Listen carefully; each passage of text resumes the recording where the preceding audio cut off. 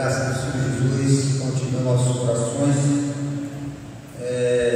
Foram dados alguns avisos, né, para que nós pudéssemos comparecer à casa do Senhor nesses dias. E eu quero mais uma vez desafiar os irmãos para estarem aqui no culto de oração. Às 6 horas, nós estamos vivendo dias difíceis. O inimigo ele tem tentado de todas as formas esfriar o coração do povo de Deus, para que não vista a espada do Espírito e guerreie contra ele. Quando nós temos esse texto de Efésios capítulo 6, nós vemos que Paulo fala lá no capítulo 19 até o 20 sobre a necessidade de nós orarmos. Então venha para o culto, meu irmão. Se você puder vir, não fique em casa. É tempo de nós buscarmos a Deus. É tempo de nós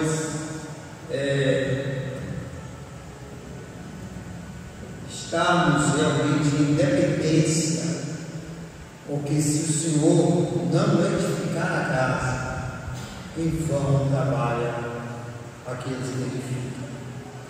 Como os irmãos sabem, nós estamos em um período de mensagens avulsas, e mesmo nesses dias Deus tem nos desafiado a falar à igreja sobre a necessidade de nós nos aproximarmos do nosso Deus. E hoje nós vamos estudar o texto de Isaías, capítulo 40, verso 21 a 31. E o foco desse texto é a necessidade de nós nos fortalecermos em Deus. Necessidade de nós nos fortalecermos em Deus. Então, por gentileza, abra sua Bíblia, Isaías capítulo 40. Eu lerei os versículos 21 a 31. Diz assim, irmãos: será que vocês não sabem? Será que não ouviram? Será que isso não lhes foi anunciado desde o princípio? Vocês não entenderam isso desde a fundação do mundo? Vocês não atentaram para os fundamentos da terra? Ele é o que está sentado sobre a cúpula da terra. Os moradores são como gafanhotos. É ele que estende os céus como cortina, e os desenrola como tenda para neles habitar. É ele que reduz a nada os príncipes e torna em inutilidade os juízes da terra. Mal foram plantados e semeados, mal se arraigou na terra o seu tronco, já secam quando o sopro passa por eles. É uma tempestade, os leva como palha. Como quem vocês vão me comparar? A quem eu servi igual, diz o Santo. Levantem os olhos para o alto e vejam quem criou estas coisas. Aquele que faz sair o seu exército desde as estrelas, todas bem contadas, as quais ele chama pelo nome. Por ser ele grande em força e forte em poder, nenhum só vem a falta. Porque então você diz, ó Jacó, e você fala, ó Israel: o meu caminho está coberto ao Senhor, e o meu direito passa despercebido ao meu Deus. Será que você não sabe nem ouviu que o teu Deus, o Senhor, o Criador dos confins da terra, nem se cansa, nem se fadiga? A sabedoria dele é insondável. Ele fortalece o cansado e multiplica as forças ao que não tem nenhum recurso. Os jovens se cansam e se fadigam, e os moços exaustos caem, mas os que esperam no Senhor renovam as suas forças, sobem como asas, como águias, correm e não se cansam, caminham e não se fatigam. Que o Espírito de Deus aplique a sua palavra aos nossos corações, ouvindo a nossa irmã Josiana para pedir a bênção do Senhor. Oremos.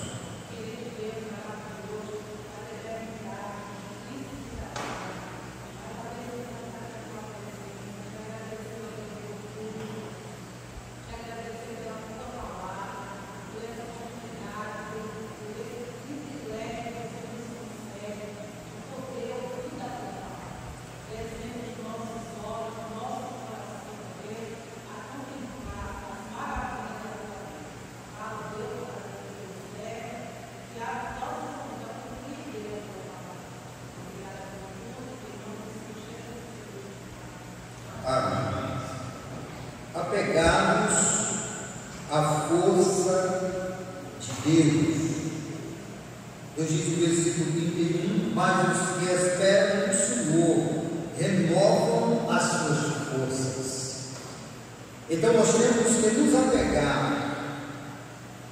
que nos agarrar como alguém que está se afogando e só encontra uma tábua de socorro para não morrer nas imensas ondas do grande mar. Quanto mais ampla a visão que temos da grandeza de Deus, maior será a nossa capacidade de lutar contra a dor e a fraqueza. Quanto mais nós estamos perto de Deus, mais nós temos a capacidade de nos fortalecer nele.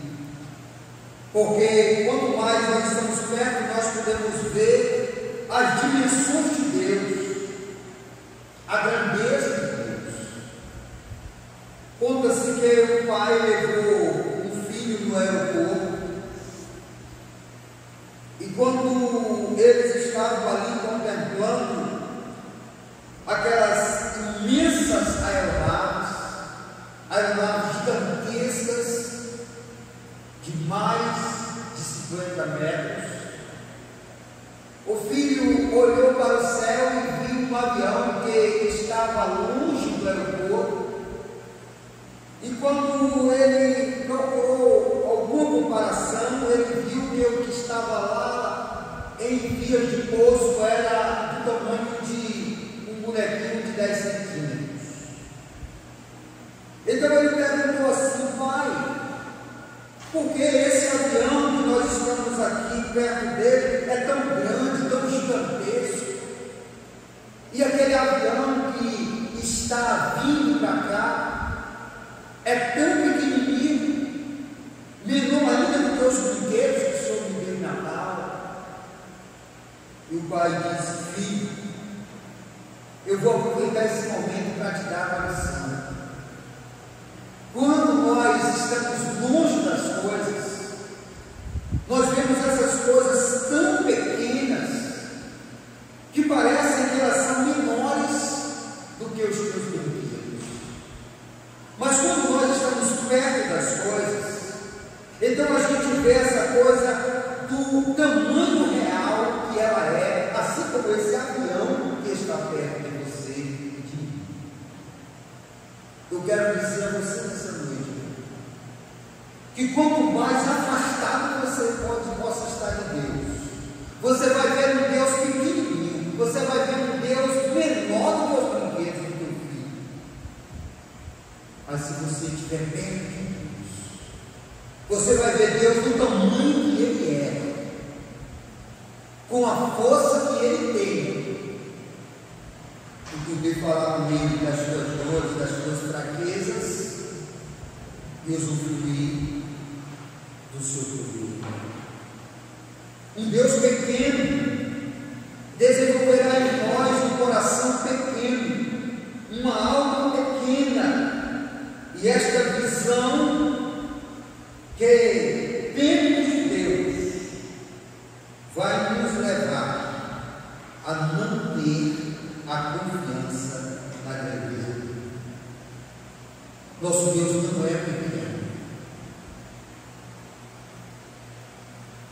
Alguém disse que tinha um problema grande para resolver, estava em desespero.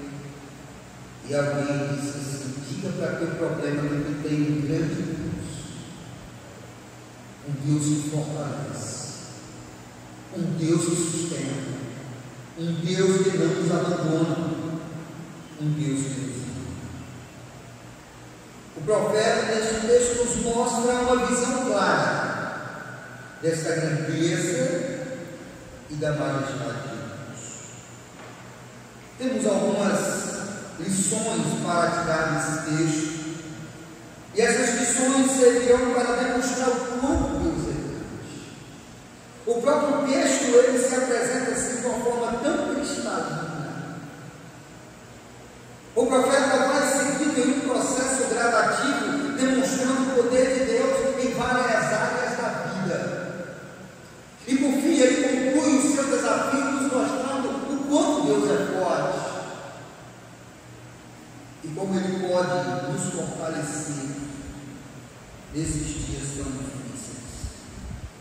Então nós podemos olhar para Deus em sua grandeza por meio da sua criação.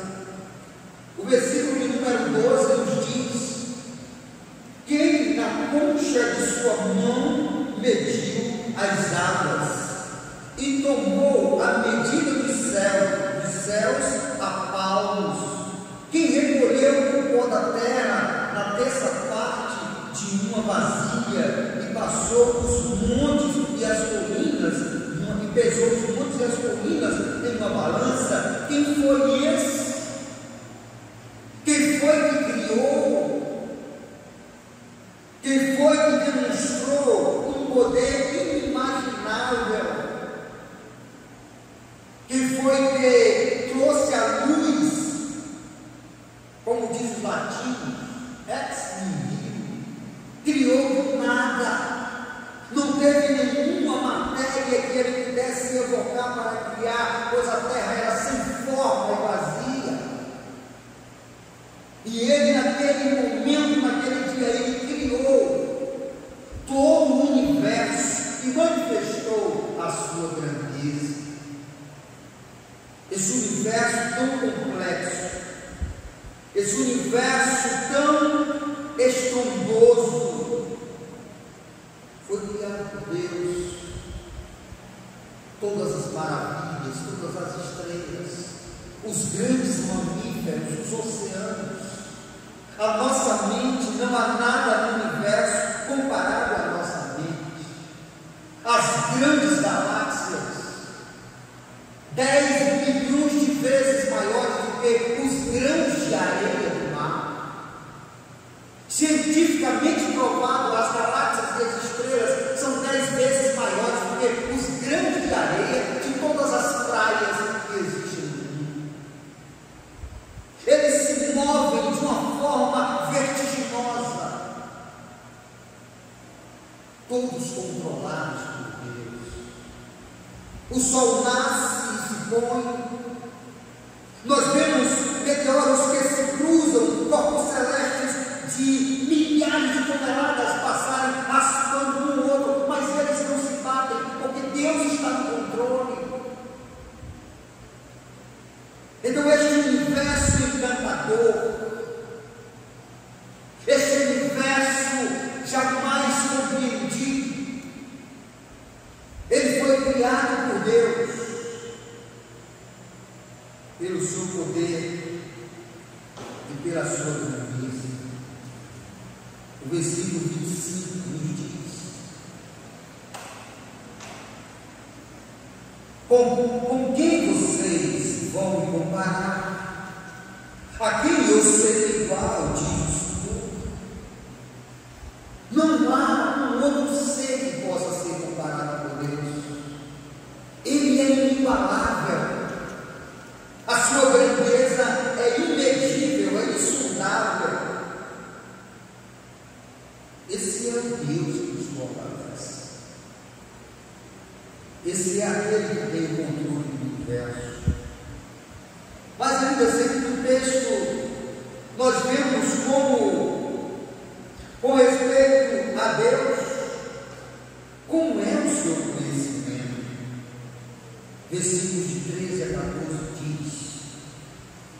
enviou o Espírito do Senhor, ou como seu conselheiro o ensinou, com quem ele se aconselhou, para que ele disse compreensão, para que ele desse compreensão, perdão. Quem me ensinou a vereda da justiça, ou quem me ensinou a sabedoria, e quem me mostrou o caminho do entendimento? Quem é mais sábio que Deus? Quem tem mais conhecimento que Deus? Esse texto revela os atributos incomunicáveis de Deus, porque há atributos que são comunicáveis. A inteligência nossa é a inteligência comunicável, porque se Deus é inteligente, nós também somos inteligentes. O amor de Deus é comunicável, porque se Deus é amoroso, nós também amamos. O pensar é comunicável, porque se Deus pensa, nós também pensamos. Mas esses atributos revelados no texto, eles são incomunicáveis, porque eles revelam dois atributos que somente Deus tem. O primeiro deles é a onipotência. Somente Deus tem o poder. E o segundo é a onisciência. Somente Deus tem conhecimento. Somente Deus sabe o que acontece no mais profundo do meu ser, no mais profundo do ser. Por isso o salmista, lá no Salmo 139, ele diz que ele não poderia jamais se esconder de Deus.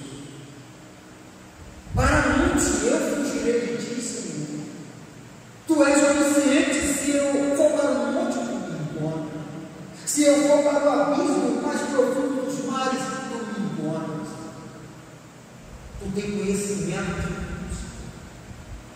É por isso que nós, servos de Deus, nós devemos parar de nos preocupar com o que os homens pensam de nós. Porque o mais importante é conceber a ideia de o que Deus pensa de nós. Porque o homem não conhece o nosso interior, o homem não conhece as nossas intenções, mas Deus conhece. Ele é onisciente, ele sabe. Então o seu conhecimento é inexpugnável. Não há como nós nos ousarmos a entender a mente de Deus, a questionar a Deus, a como barro dizer ao oleiro, porque tu me fizeste assim. Não há possibilidade. Deus é o mestre por excelência. Ele tem todo o conhecimento. Ele tem atributos comunicáveis, mas sobretudo ele tem atributos incomunicáveis. O homem não os tem. Em terceiro lugar, nós podemos ver a grandeza de Deus ainda em sua relação com as nações. Versículos 15 a 18 diz: eis que as nações são consideradas por ele como um pingo que cai de um balde, e como um grão de pó na balança. Eis que ele carrega as ilhas como se fossem pó fino. Veja só, uma ilha na condição de um grão de areia nas mãos de Deus. Está na cabeça de Deus. Diante dele todas as nações são como coisa que não é nada.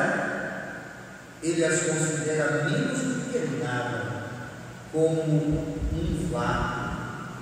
Com quem vocês querem comparar Deus? Com que imagem vocês o podem confrontar?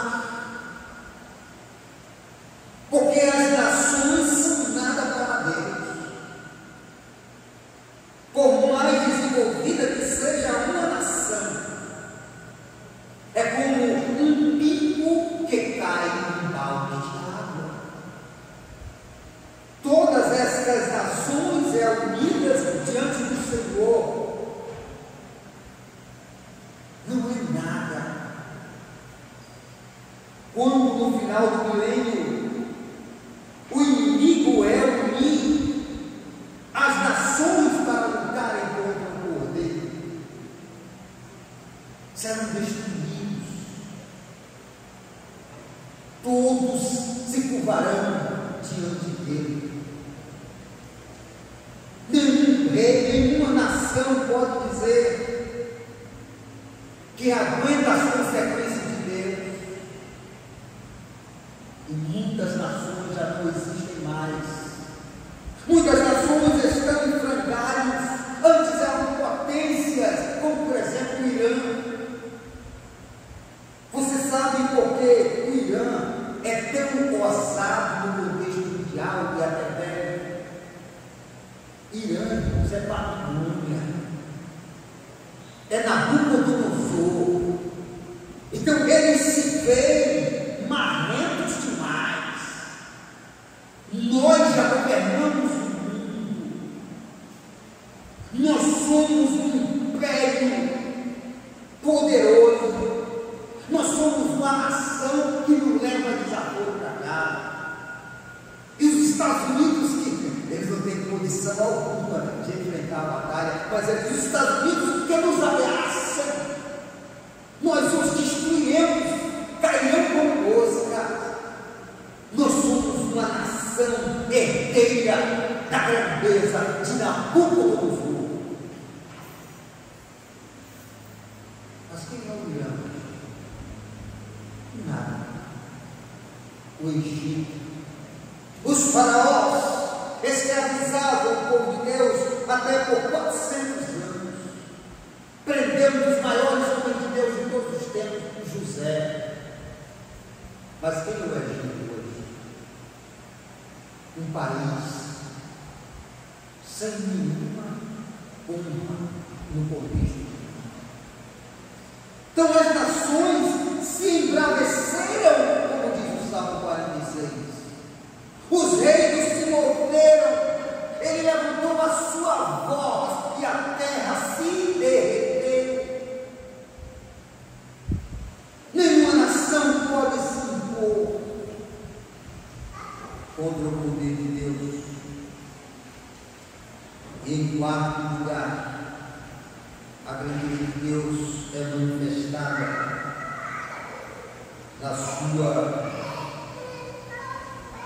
grandeza sobre os poderosos da terra. Versículos 22.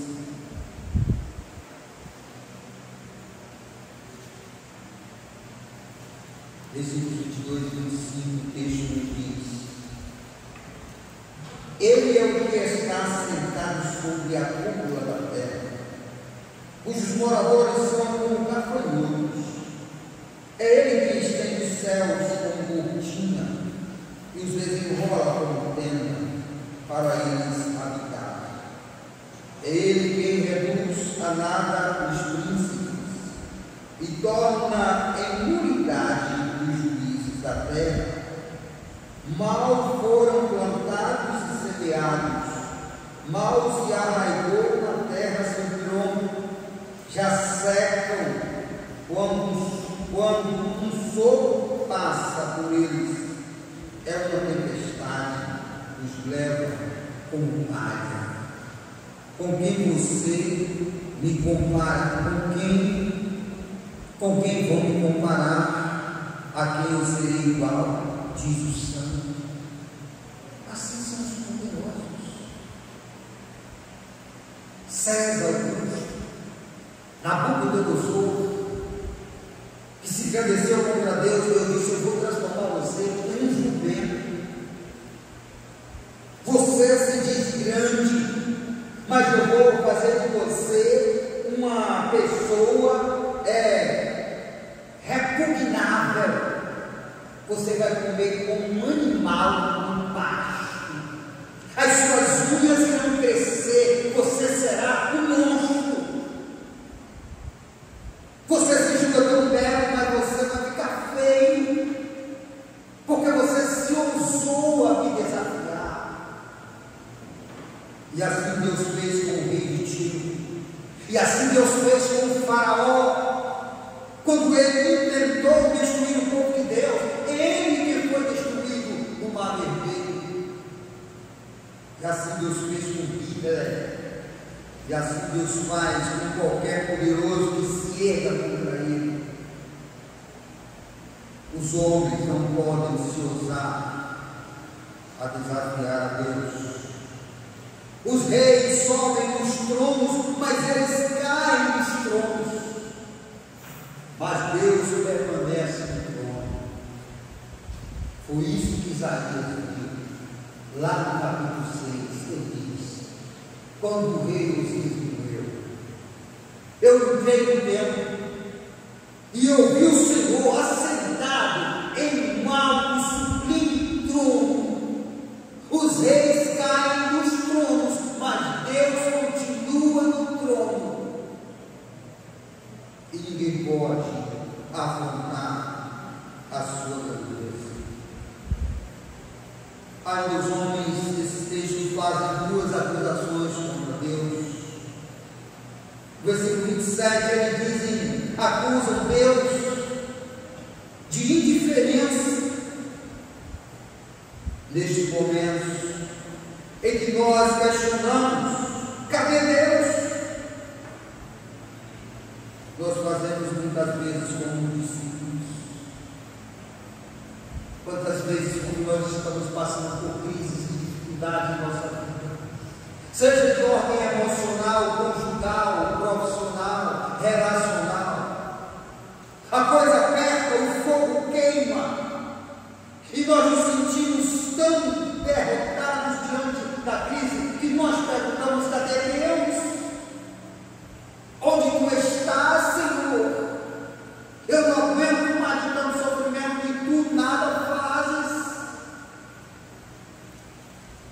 Foi o que disse os discípulos no momento da tempestade. Tu não te importa que nós morramos. Nós vamos morrer e tu estás deitado dormindo. Levanta, Senhor. Faz alguma coisa.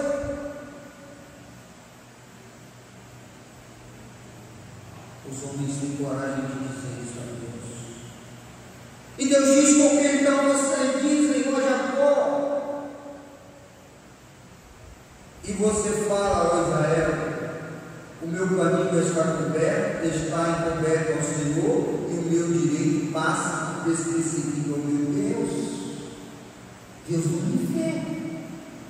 O meu caminho para Ele é não enxergar a dor, o meu sofrimento. Acorda, Deus. Olha para mim. Eu estou tão carente. Eu estou tão fraco. E tu nada fazes. Deus ainda é acusado de injustiça. Cobra o povo o seu direito, como diz a parte B do versículo.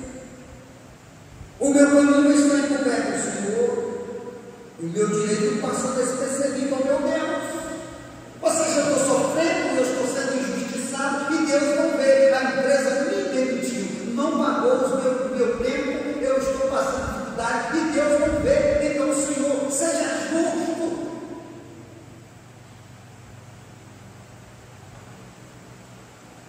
Como nós somos muitas vezes arrogantes com Deus. Como nós não entendemos os seus propósitos, como nós não conseguimos descobrir que Deus está preparando toda a situação para nos dar o melhor, que é o seu propósito na nossa vida, o melhor de Deus na tua vida, meu irmão, é o propósito de Deus cumprido em tua vida.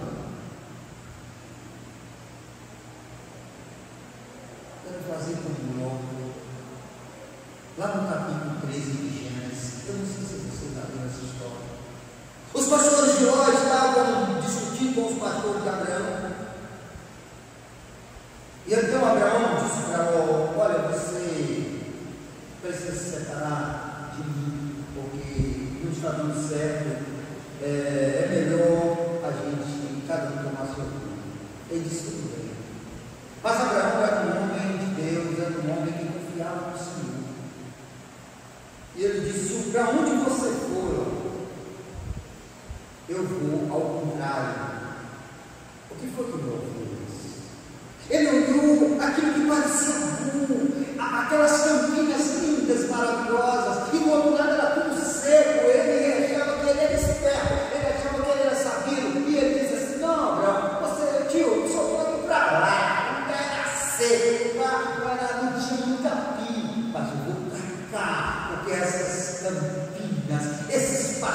verdes, esse emprego bom, esse namoro maravilhoso. Ah, Jesus, eu vou ser feliz para frente, para sempre. Será? Será? E logo fui andando e andando, cada dia mais se aproximando de Sodoma. E o que ele pensou que era bom para ele foi a maior tragédia de sua vida. Então, mesmo que nós estejamos em lutas, mesmo que nós estamos sendo forjados por Deus, não temos o direito de questionar e dizer: acorde, cumpra o seu papel. Não é isso que as igrejas aí fora dizem? Eu te ordeno e eu determino. Se soubesse ser com quem estava falando, não falaria, agiria. Não falaria. Porque Deus é tão mais poderoso que nós. Lá no capítulo de Apocalipse, o apóstolo João, ele encara as vezes em divindade. E a força, o poder daquele ser era tão tremendo que ele olhou e desmaiou. E quando eu vi, eu caí aos seus pés. Isso é o nosso Deus. Agora vamos olhar para você que João viu e caiu no morro e dizer: eu determino. Eu não sei se a pessoa é doida ou quer ver. Eu não sei. Que ele é grande, mas ele é poderoso. Ele é poderoso. Nós não conseguimos olhar. Moisés queria olhar para ele, para nós. Eu disse: eu deixo você ver nas costas. Eu me transformo em uma chama que queima e arde e tira a sandália dos pés, porque a minha presença exala a santidade. Então vem para a guerra. E ele entrou em declínio mental, porque a sarça queimava as mulheres. Essa é a glória de Deus. Esse é o poder do nosso Deus. Essa é a grandeza de Deus.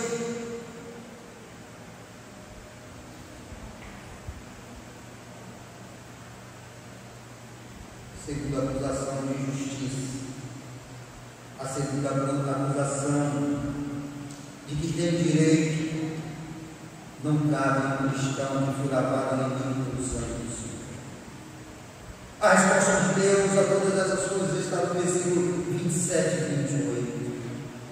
Quando ele diz: porque então vocês dizem, ó Jacó, e vocês falam, ó Israel, o meu caminho está encoberto ao Senhor, e o meu direito passa despercebido ao meu Deus. Será que vocês não sabem, nem ouviu, que o eterno Deus, o Senhor, o Criador dos confins da terra, nem se cansa, nem se fadiga? A sabedoria dele é insondável. Será que nós, os crentes deste século, será que nós, desta geração tão sofrida na compreensão e na aceitação de um Deus que nos prova, não consegue atinar para o funcionamento e a capacidade do nosso Deus?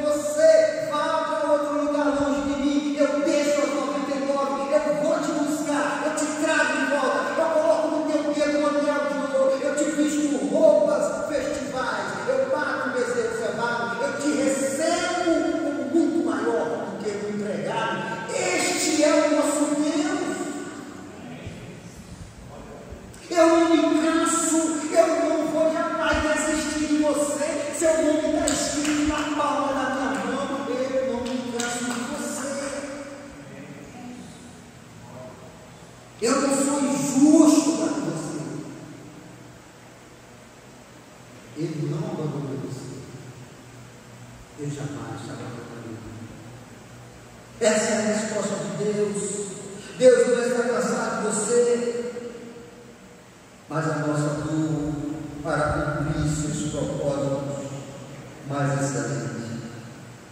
Não, Deus não está alheio à nossa fraqueza, Ele não está alheio à nossa dor, à nossa impossibilidade, aos nossos sofrimentos, Ele não está alheio.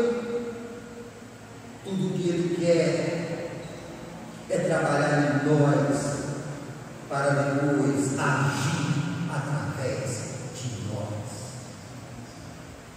O Senhor está trabalhando, o Senhor está nos forjando, o Senhor está nos preparando para ser muito maior do que somos. Ele está nos lapidando para sermos joias de raro valor. O apóstolo Paulo diz que as tentações que nós passamos é Deus nos forjando para que nós possamos ensinar a outros na experiência daquilo que nós mesmos sofremos. Deus não é injusto. Deus não desistiu de nós. Ele nos ama. Ele é quem nos levanta quando tudo parece perdido. Versículo número 1. Quando tudo parece perdido, Deus diz: os jovens se cansam e se fatigam, e os moços de exaustos caem.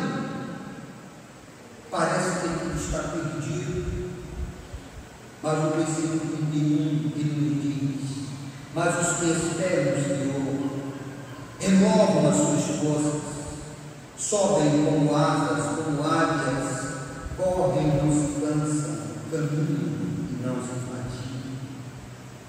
Deus nos levanta quando nos falta força, quando nos falta capacidade humana, quando já não há mais a carne para nos dar sustento algum. Aí é área de desafio. Enquanto houver possibilidades, Deus não vai se meter no problema, porque Ele não é Deus impossível. Nós somos as pessoas que agem no possível. A área de Deus é o impossível. É nessa área que Ele trabalha. Então, quando você estiver exausto, quando você não tiver mais força, quando você pensar que tudo está acabado, Deus está trabalhando, Deus está no controle. Tua dor e tuas fraquezas não serão maiores do que as forças de Deus em tua vida. Então troca a sua dor e a sua fraqueza pelas forças de Deus. A parte B do verso 31 está em ordem descendente para nos mostrar uma grande verdade. Nós precisamos descobrir como Deus opera na nossa vida. Está em ordem decrescente, não crescente. Não é quando estamos voando que precisamos de forças. Não é quando estamos correndo que precisamos de forças. Mas é quando caminhamos, ou seja, quando enfrentamos a rotina. Pois é nela que a gente sente a dor, a fraqueza e a dificuldade da vida.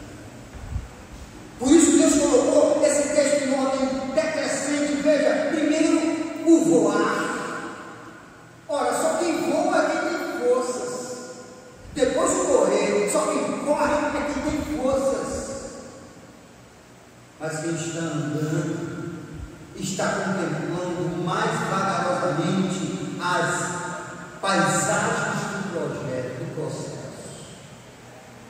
E quais são as paisagens da tua caminhada? São várias, são dores, são desilusões, negacionismo. Quais são as paisagens como você tem?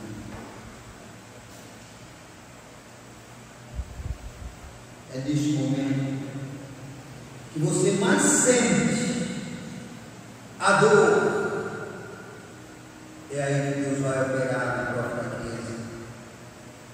Estes dias você precisa, meu irmão, esperar em Deus. Ele é maior do que o universo, maior que os príncipes, maior que os ídolos do mundo. Você precisa tocar a sua dor, as suas fraquezas, pelas forças de Deus. É isso que o texto está nos mostrando nessa noite. Essa necessidade de conhecer com profundidade, entregar o nosso mundo, pois os jovens se cansam e se fadigam, e os moços de exaustos caem, mas, veja essa conjunção adversativa maravilhosa que ele diz, mas os que esperam no Senhor renovam as suas forças, sobem como as asas, sobem como asas, como águias, correm e não se cansam, caminham e não se fatigam. Esperemos no Senhor, ampliemos a nossa visão da grandeza de Deus. O nosso Deus é grande, o nosso Deus é poderoso, o nosso Deus pode fazer muito mais do que aquilo que pedimos, do que aquilo que pensamos. Que Ele nos abençoe. Convido nossa irmã Teresa para orar, servindo.